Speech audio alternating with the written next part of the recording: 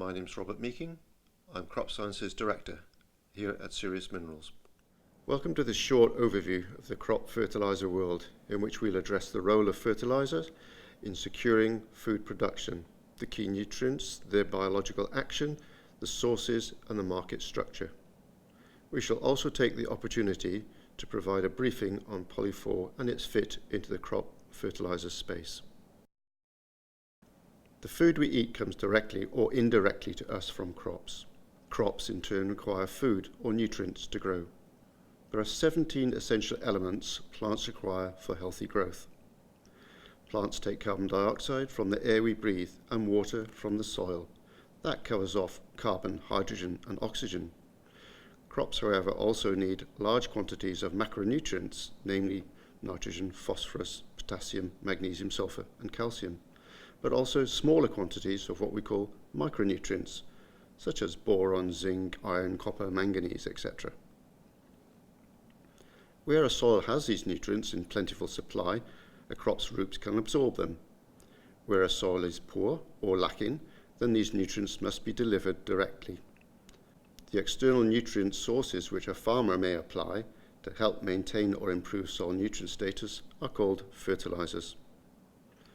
Crops can only grow as well as the supply of the most limited nutrient. That theory was popularized by von Liebig. The current best practice, of course, is to ensure the crop has the right quantity of nutrients at the right place at the right time to maximize yield potential. Before looking at the fertilizer industry, let us consider the roles of each nutrient and the consequences if we neglect them. Nitrogen, phosphorus and potassium are required in the largest amounts by crops.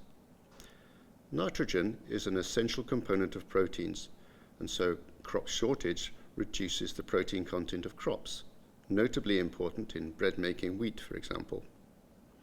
Crops experiencing shortages are stunted, small leaves, and so have poor yield. Phosphorus has an important role in energy reactions within the plant.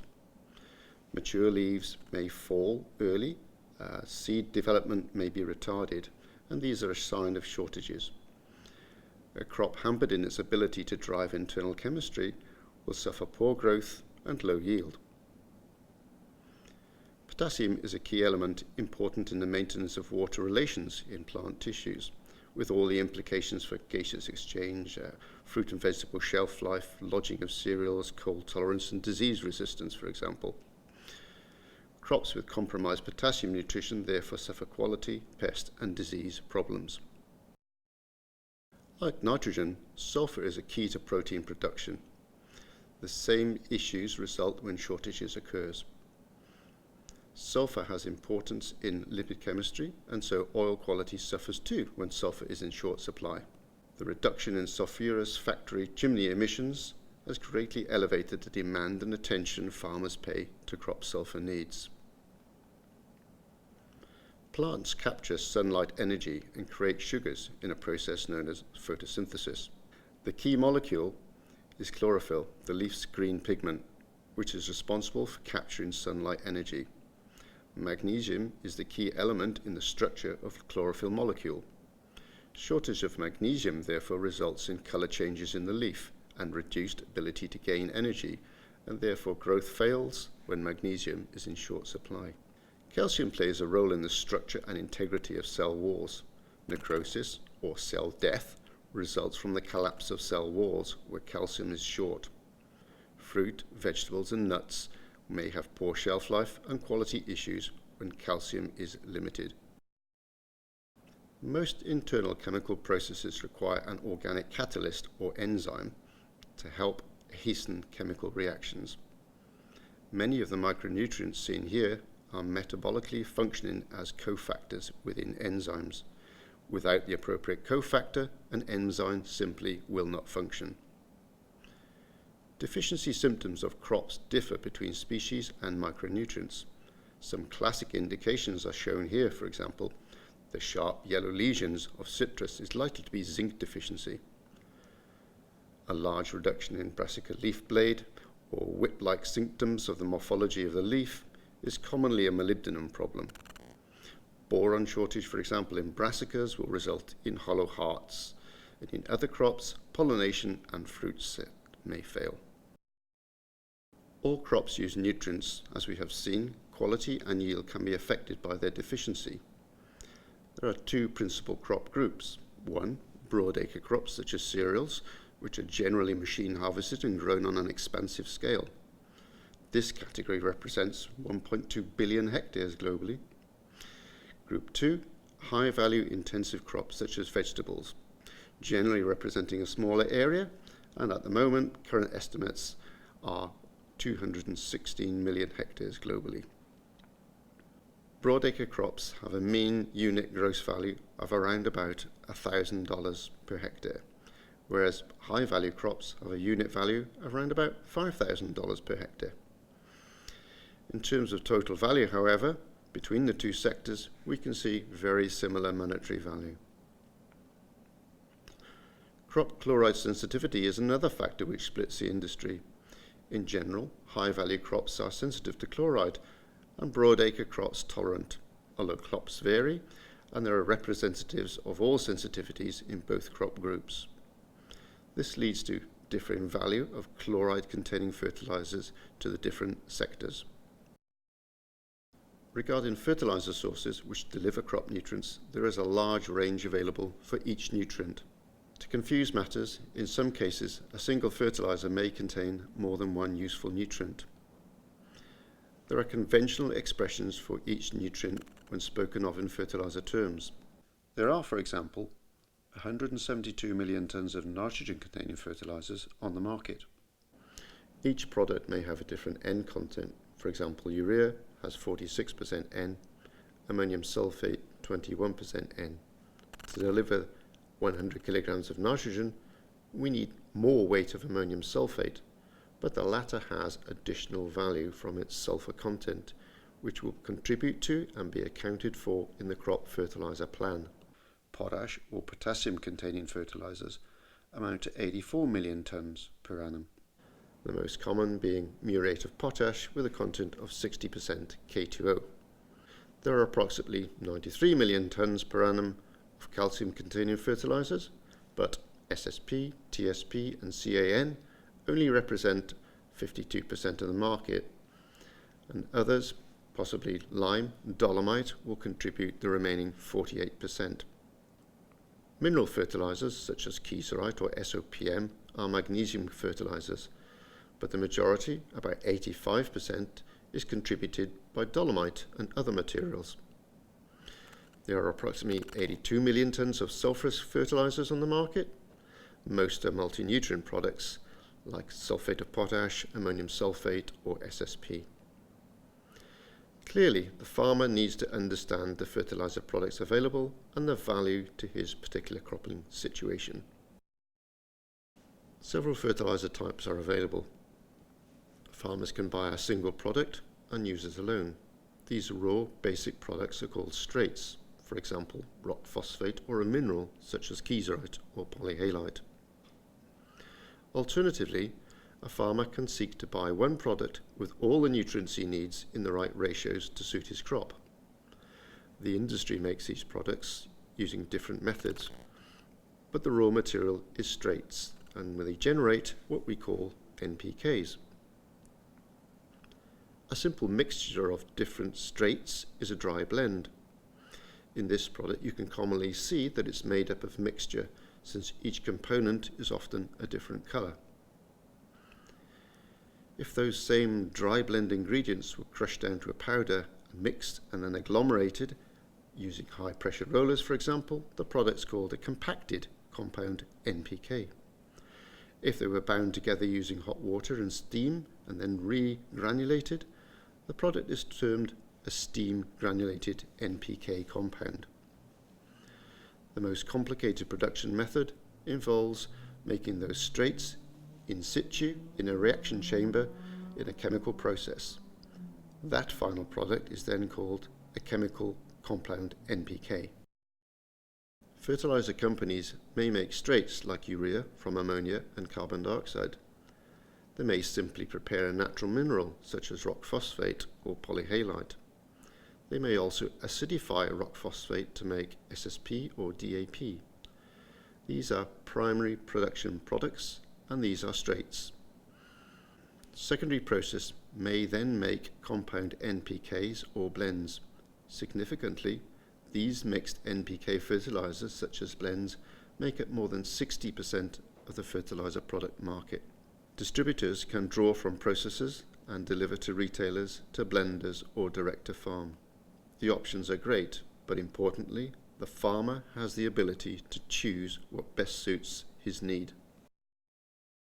The decision to apply a nutrient input is based upon the assumption that the soil is not able to supply the crop need, or is losing fertility and requires correction. Many commercial farmers utilize an agronomic service to help understand this need and advocate a plan. The soil may have great reserves, but certain soils may not supply nutrients quickly enough to meet the crop demand. The agronomist may recommend fertilizer to cover this temporary shortfall. If more is supplied than the yield component of the crop exports off the field, then the soil nutrient status is elevated. The peak nutrient demand may also be different to the soil supply profile. So timing and nutrient release pattern of the soil or the fertilizer option must also be well understood. Likewise, the agroecological factors such as temperature, wind, rate of rainfall can lead to nutrient loss or unavailability. In many countries, there is also increasing awareness of anthropomorphic impacts on the environment. Nutrient pollution of watercourses, known as eutrophication, has in some cases led to legal frameworks and directly impacts the use and choice of fertilizer practice. On-farm equipment and agronomic advice will also then dictate the best fertilizer format. Are straights suitable? They're definitely not suitable, for example, if inter-row top dressing using multiple nutrients is required. Again, nutrient source is of paramount importance. There are two overriding considerations. One, the preferred product availability, and two, can the farmer actually afford to buy that input? In some cases, distributors or retailers may offer delayed payment services, just as is common in Europe, but is also a model which is gaining attention in other parts of the world, Africa, for example. Having made some initial choices, farmers must consider the agricultural factors, such as application timing. Can he cope with the workload at that moment in time, or must he switch products to change application timing? Is the farm policy to tolerate soil nutrient status decline and then give a boost? But when? Which crops can be permitted to suffer, and which crops would benefit from the application? This latter is called a rotational fertilizer practice and is common for nutrients such as magnesium, where the application rates are lower. Precision farming identifies poorer parts of the field and drives precise corrective action. The aim is to ensure a crop has the right nutrients at the right time in support of maximum yield. With an understanding of the industry comes an ability to evaluate some of the characteristics of Poly4, the Serious Minerals fertilizer product offer. Serious Minerals has been fortunate to secure the mining rights which permit the extraction of polyhalite from the Zechstein deposit, which extends across the North Sea and comes ashore under the North Yorkshire east coast. The resource is the most abundant and highest grade of polyhalite currently known. The raw mineral ore undergoes a simple physical processing and agglomeration using a natural binder at the Teesside Materials Handling Facility to manufacture Poly4. The simple processing of a natural mineral permits Poly4 to be registered for use on organic farms. Importantly, with no chemical beneficiation, the useful micronutrients are also retained.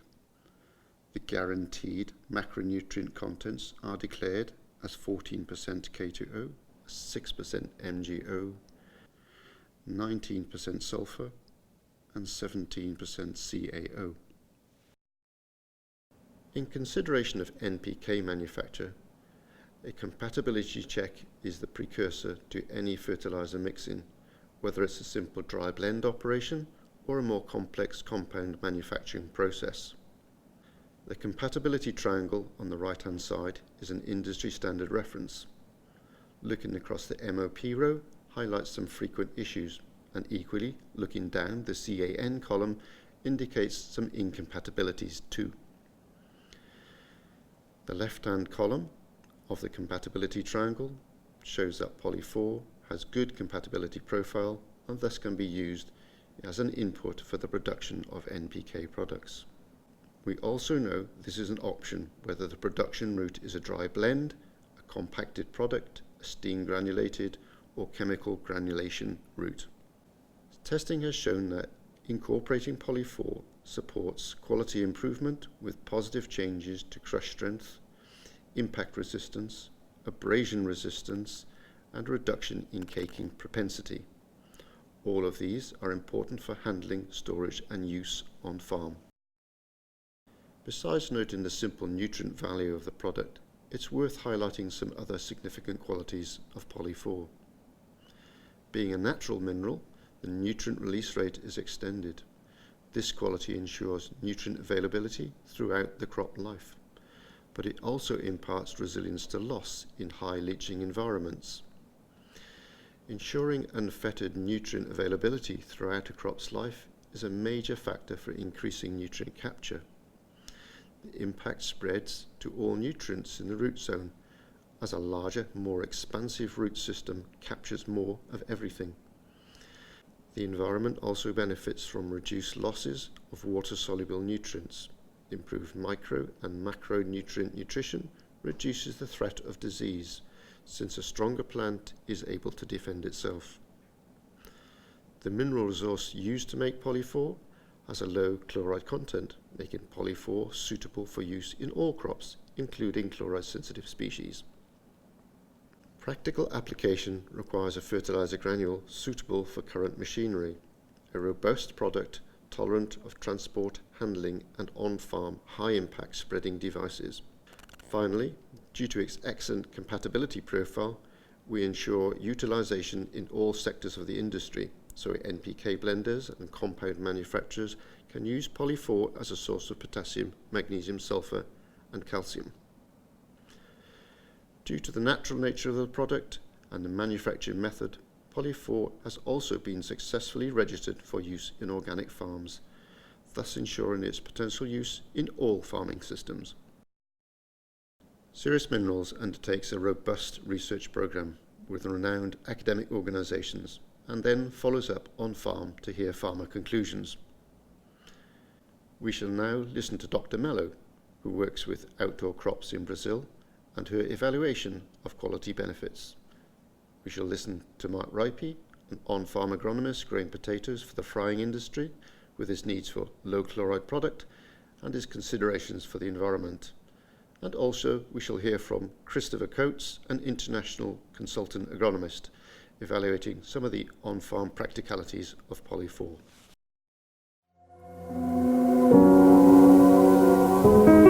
I started to work with polyhalite. I tested it 6 times in tomato crop because polyhalite can supply calcium, magnesium, and sulfur too.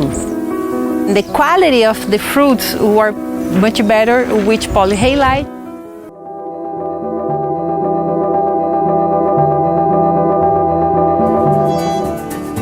Potatoes require a tremendous amount of fertility, and of all the nutrients, potassium is probably the most important. With the amount of potassium we have to put on, having an alternative source that is low chloride is really beneficial to us. Having a granule that's easy to use, easy to spread, easy to move, and it's really helpful.